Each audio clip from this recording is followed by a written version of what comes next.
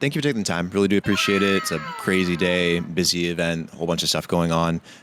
Excited to talk to you about tBTC. I think it's really cool what you guys are doing. I guess to kick it off, would love to learn a little bit more about yourself. What's your background, maybe, like how you got into the Web3 space? Everyone's got an interesting story. Just kind of curious, like what kind of led you into this industry? Great question. I've been in crypto since 2017. It was one of these penny drop moments for me in my life where I started learning about Bitcoin and Ethereum and the paradigm shift that decentralized systems enable in terms of identity and finance and all these new applications being built. And I was studying at university. I was studying engineering and computer science and learned about Bitcoin, learned about Ethereum, had that epiphanous moment, and then dropped out of university and went full-time into crypto since 2017. It's been a pretty interesting ride, very educational in terms of the different market cycles and also just entrepreneurship and running businesses in this environment. It's been very, very enjoyable as well, meeting amazing people in the industry. And then more recently, I've been working very closely with Threshold Network, tBTC, started getting involved with the DAO and the community in 2022. I'd been part of like the pre-launch projects as well. And then got more and more involved in this, like it was a public DAO organization. So I kind of worked my way in by various proposals that I wrote or various work that I was doing and put them on public forums and said, hey, this is what I want to do. This is the kind of outcomes that we're looking for. And here's how much I want to get paid. And publicly on the forum, and got hired by the DAO, and then kind of progressed into this position where we were ready to spin up Threshold Labs, which took over the protocol and product development for tBTC, and co-founded that with McLean Wilkerson in February this year, and now we're doing all things tBTC growth and development. Tell me a little bit about it. Like, what did you guys co-found it on? Like, what's the goal, the mission that you guys are trying to accomplish with it? Yeah, certainly. I think tBTC overarchingly wants to be the most trust minimized, permissionless Bitcoin rails in DeFi. So how can we get Bitcoin capital to flow in and out of DeFi with ease and with a great user experience and great trust assumptions? So I think it's really in the wake of looking at the wrapped Bitcoin space, which has developed a lot recently, and prior to tBTC, it was just WBTC, a centralized custodial option, and tBTC kind of emerged first. The V1 first went live in 2020, I think, back in that day, and this was like RenBTC, which was like associated with FTX in the day as well, and they blew up spectacularly with FTX as well, and then tBTC V2 launched at the start of 2023. And then, so we've had WBTC, kind of this interesting kind of counterparty to tBTC. And when they were going through this custodial change with Justin Sun involved, and things shifted quite dramatically in terms of their public perception. So we really think there needs to be a trust minimized and permissionless version of this, where you can custody assets in a different way via threshold encryption rather than going through a centralized custodian, and minimizing the amount of centralized trust required in the system. But ultimately, we want to be able to enable Bitcoin capital flow in and out of DeFi and make sure that it's doable in the most liquid and trust minimized way. Yeah, institutions have been very much into, I guess, yield-bearing opportunities as of lately, looking for different ways to capitalize on the crypto market, whether through stablecoins, whether through Bitcoin as well. And I find it very fascinating, this whole shift as well of DeFi into Bitcoin, or building DeFi on Bitcoin. I'm curious kind of how tBTC fits into that landscape from an institutional perspective in terms of producing an opportunity to play with, hold Bitcoin, but at the same time earn a yield or generate a yield or some kind of earning that they can kind of get back from it, because it seems to be very attractive and something that makes them want to hold on to it a bit longer. Yeah, I think tBTC is very interesting to institutions, these liquidity rails generally, and also a lot of the work that we've done in terms of tBTC integrations, like we're live on Aave, on ETH mainnet, MakerDAO, a bunch of other protocols that, there's a lot of utility now in tBTC. And these are things that people can do in TradFi context with Bitcoin in centralized entities. But I think that the liquidity and the volume and the composability of DeFi is really going to be a draw factor that brings a lot of this institutional capital in. And I think at the same time, institutions they're regulated, they're very risk averse, they don't really want to take principal risk on their assets and these things. So there's some pieces that don't fit perfectly well into the custody model that Threshold offers at the moment, which is using a decentralized threshold encryption system in order to manage that. So I guess exploring options that are palatable to institutions that support the trust assumptions that they need in order to do business, while at the same time maintaining the permissionless nature of the protocol, the deep liquidity, and being able for them to deploy their capital. And also I think we've seen a huge interest in user experience improvements through centralized entities, and maybe like looking at ETFs or maybe a rough kind of comparison is MicroStrategies as well. Is like people want Bitcoin exposure. People want to be able to use their Bitcoin or own Bitcoin, or at least have exposure to it indirectly. And I think that most of the people that are potentially going to be onboarded into the Bitcoin space are going to come through centralized entities, because that's what people are used to. It's more comfortable for them. We've always had this problem in crypto of wallets and being able to have a good user experience, and tried all of these account abstraction approaches. But at the end of the day, people want to work with a Web 2 interface that they're very familiar with. So figuring out how we can do both without throwing out the baby with the bathwater, and still having like a strong, secure, and permissionless protocol. Yeah, that makes a lot of sense. And I'm curious what you think about BitcoinFi in general. Obviously, DeFi was born on Ethereum, migrated very quickly to Solana and other chains. But again, the degree of DeFi that exists on Bitcoin now, and the desire to have it there is quite interesting from the general community and Web3 at large. Just curious what you think maybe the future of, BitcoinFi, DeFi on Bitcoin, however you want to coin it, will eventually kind of look like. Like, is it feasible? Is it something long lasting or that has viability?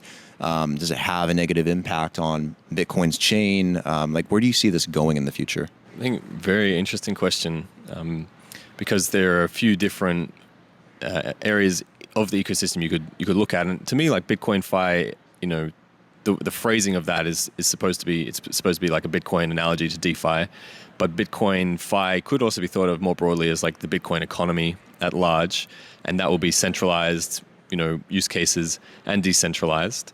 But I certainly think BitcoinFi, like in the decentralized sense, is here to stay and is undeniably going to be an intrinsic part of the Bitcoin economy, and not just because it'll have its own utility in its own right, but because institutions will use it as the rails to do their Bitcoin finance. Like, why would you use an insecure paper-based system or various custody solutions to do complicated business transactions when you have an immutable ledger that can do so, and programmably, and execute trustlessly in all of these different qualities? I think in terms of the mainstream, people are not so familiar with or using these things, and they're not so comfortable with using them because they see the risk assumptions and all these different trade-offs. But over time, they're going to become more comfortable with it, and it will just be better infrastructure to run Bitcoin finance on. And I think tBTC is an intrinsic part of that, in improving the usability of these assets. The programmability of tBTC really lends itself to a lot of these complex use cases, as programmable as Ethereum itself. So I generally think definitely here to stay. Bitcoin economy growing globally. The role that Bitcoin will play in the global financial system still finding its place, I think. But this year kind of solidifying at least some of this store of value thesis, given its performance relative to other markets, I think. But yeah, I think the rails that we're building are going to underpin the infrastructure of this new economy. And I think it's going to be here forever. Absolutely. And what brought you to Permissionless? Is it kind of like along these lines as well? Or are you guys looking for anything in particular while you're here, like more partnerships, more connections? Are you looking for VCs? Are you looking for expanding the brand and more awareness for tBTC? Or what's kind of the main goal for you? I mean, personally, I love coming to these events because you always get the download from, the bleeding edge, like what people are thinking about, what's exciting. So I always leave and I have this big kind of process of updating my mental model for where the industry's at, which is very valuable to be here for those reasons. But in terms of tBTC, I think we're really looking to expand the brand as part of what we're doing. people have heard of tBTC, they're familiar with what we've been doing, but until Threshold Labs came about and started driving this initiative directly and focusing purely on tBTC, the representation of the brand has not been as good as it could be. Our marketing could have been a lot stronger across the board. So showing up and just saying, hey, look, we're here and we're building is a big part of it. And then more strategically in terms of direct outcomes and connections that we're trying to make, I guess, like meeting Bitcoin LPs, that's really kind of the top of our list. Like, we're building this great suite of different use cases for Bitcoin, new chains deploying, new applications integrating, and a lot of different opportunities that are arising for Bitcoin holders. And we want to be able to connect those dots and bring people with Bitcoin to the opportunities that we're helping to create and facilitate through all of our growth efforts. So that's the main thing, is like, how can we get people to deploy their Bitcoin capital and start to generate some kind of revenue on their positions. Also want to ask, like, do you guys have any use cases in particular as of right now that maybe you can highlight as a good example of like tBTC kind of in action, kind of paint a little bit of a picture? Yeah, absolutely. I mean, there are lots of them out there at the moment, like all of your kind of basic Bitcoin collateral option stuff, like Aave as an example. Like, you can borrow USD against it. You can use that USD to finance your house. But I think a really interesting example that has recently launched is Mezzo, which is its own kind of L1 chain, or Bitcoin L2, or however you want to position things these days. And they're built basically kind of like the hyperliquid for Bitcoin lending, in that it's like an application-specific environment, an ecosystem built around this idea that you can borrow USD against your Bitcoin. And then tBTC is deeply integrated in that ecosystem. So we have tBTC as the gas asset and as a collateral asset for MUSD. And it's basically a simple user experience where you can deposit Bitcoin, borrow USD against it, and spend that USD. And I think it's really interesting to me because they're going for this vertical integration where you have like the fundamental primitives. So you've got Bitcoin, you've got programmability, you have like the application layer, and then, you know, how do you actually get from that into the real world where you can spend that Bitcoin-backed debt in real life and buy things with it? And I think solving for that, because generally people don't want to sell their Bitcoin, they want to hold their Bitcoin, borrow against it, whatever it might be. And I think it's a really interesting development that Mezzo has put together, and a great example of where Bitcoin can be used to kind of underpin this fundamental value-driven economy of utility. And what do you think about the Bitcoin market right now, or not even the market, but just Bitcoin in general? It's a kind of a very convoluted world we're in right now, with, you know, wars over here and markets here and so much volatility, interest rates in the US still being incredibly high, not a lot of risk taking by a lot of individuals, yet Bitcoin has managed to really grow in less of a volatile way and more of a healthy way. It seems like it's been getting really well adopted by a lot of institutions and asset managers and turned into ETFs and all these other products. And it seems like it's really established itself as a mainstay asset. And I just think it's fascinating that it's kind of gotten to that point over the years, because I got into crypto in like 2013, like a long time ago. So it's amazing to see Bitcoin's journey and trajectory from that point on to now. But what do you think about Bitcoin today versus where it was in the past? You know, how far it has come and how people look at it in today's market, because it really does feel like an asset now, not just magical internet money. Yeah, it's been a really interesting year for Bitcoin and how I think about it and how the world thinks about it, and, you know, everything you highlighted in terms of these new players in the space, I guess, like started very cypherpunk, you know, very decentralization as a counterculture movement against Wall Street and an alternative to USD and centralized control of monetary policy. And now we're in this interesting world where we're seeing like a lot of those characteristics that it was originally designed for, in terms of having like structured monetary policy and not being able to be manipulated by a centralized entity, which is true on like the fundamental security level of the network. But then we're looking at now at like what happens when the market gets severely co-opted or owned. And I think looking at all of these Bitcoin treasury companies, MicroStrategy, Bitcoin ETFs, these things where there's a lot of Bitcoin now being held by centralized institutions, and we're starting to see like the financial risk to Bitcoin from these entities and the scale to which they can impact the market is really kind of playing out. So it's a bittersweet for me because I love seeing the conversation around Bitcoin and people using it, and the mainstream adoption of Bitcoin as an asset. Certainly, people are buying it a lot. But is it actually going to translate to fundamental shifts in the nature of the way that we think about money, which was the original goal and thesis? And while I think that it does for a lot of people, and fundamentally it is based on its nature and its protocol, but when we see this mainstream adoption, it can run the risk of just becoming another asset in a long list of assets and just being seen through that financial lens as an asset, which, I don't know if that's good or bad. And I think there'll be different segments for that. And if, rising tides raise all ships, then great. But if we see this, for example, some kind of, white swan scenario where one of these large holders gets compromised for whatever reason, Bitcoin could lose all of its utility if most of the supply was held by some kind of illicit actor or something like this. So it's introducing these new risk vectors and this new framing of Bitcoin in the world.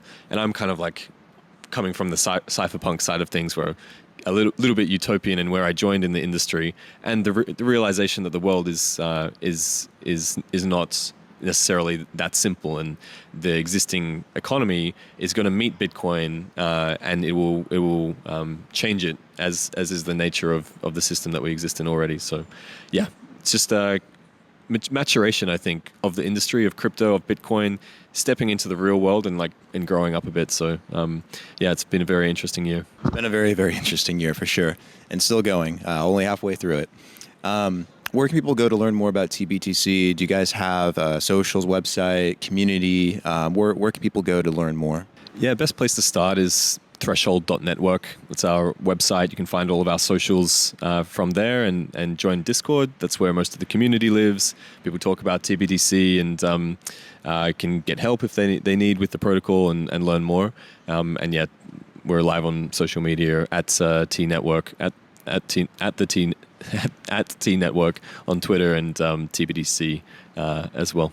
Awesome, man. Before we wrap up here, I want to do a quick little rapid fire session. I'll do a couple quick questions, and just give me a couple quick answers off the top of your head, what you think, and maybe a short explanation.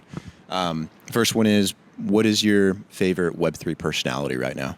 Maybe a little known personality, but my friend Nico, he will always rock up at these side events. If people know him, they know him, but he'll be in a velour tracksuit and just rocking the vibes at every kind of crypto conference. So yeah, shout out to Nico. And what is your favorite Web3 project, company, startup, other than tBTC? Yeah, interesting question. I mean, I've always liked Curve. It's old school. It's not sexy these days, but just that system, the VE system that they initiated, really changed my thinking around how to do design in crypto and what kind of primitives are possible, and layering that and building ecosystems on top of that. I think it's been fascinating. So kind of boring answer, but that is it. We've talked a lot about Bitcoin. Alt season 2025, is that still on the table? Is that a thing, do you think, or do you think that kind of has passed? Honestly, have no idea. I think that it's definitely on the cards. I don't know where we are in the cycle right now. It feels like we've got more to go from here, and we're in this kind of weird choppy phase. Bitcoin's still close to all-time highs, but we still haven't seen the next kind of exponential leg up, I think. So I think still on the cards, but honestly, it's such strange times. And last one, what is the theme of this summer? Is it stablecoins? Is it decentralized AI? Is it BitcoinFi, or is it something else? Yeah, it's hard to really know exactly where the focus is. In my field, there's a lot of Bitcoin. Permissionless, there's a lot of Bitcoin as well, which I was surprised by. So I think Bitcoin really is having a moment now. It's not necessarily the most easy narrative to jump on board. in terms of like there's not a new Bitcoin protocol or thing like this that is necessarily driving that. But to me, it's BitcoinFi. A lot of this AI stuff is really interesting, like the agent frameworks and the stuff people are trying to do to like really enable agency of AI protocols and financialization. I think is really interesting. Maybe a little bit too early, but yeah, I'm here for the Bitcoin summer. Awesome, man. Sap, really appreciate the time. It's been a really good conversation. Really love what you guys are doing with tBTC, and I obviously Bitcoin is the future, and it's awesome to see all these different solutions being built on top of it, whether it's programmability, whether it's Bitcoin as a tool for liquidity, whether it's for yield gen, whatever it is. There's so much going on. Appreciate what you guys do as well, and enjoy the events. We'll probably bump into each other again at some point, but yeah, let's do it again in the near future. Maybe we can do a part 2. Would love to keep up to date with everything that you guys are doing throughout the course of the year, and yeah. Yeah, thanks for having me. Been a pleasure, and hope you enjoy the rest of the week here. Likewise.